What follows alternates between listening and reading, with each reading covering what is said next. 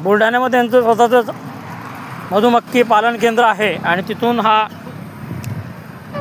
Pure मध जो आहे तो इथं बाटल्यांमध्ये विकायला आहे यांच्याकडे. मधामध्ये भेसळ होत असते.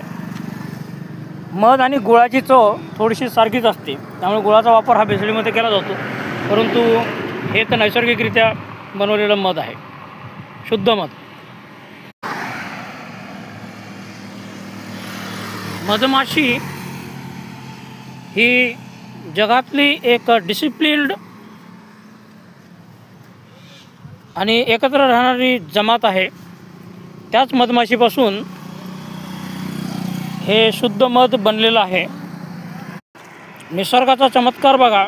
जी मधमाशी जर का चावली तर तिचा दंश जो असतो तो विषारी असतो आणि व्यक्तीला जर का चावली ती तर अत्यंत वेदना होतात आणि खूप जास्त प्रमाणामध्ये चावल्या तर एखाद्या व्यक्तीचा मृत्यूही होऊ शकतो.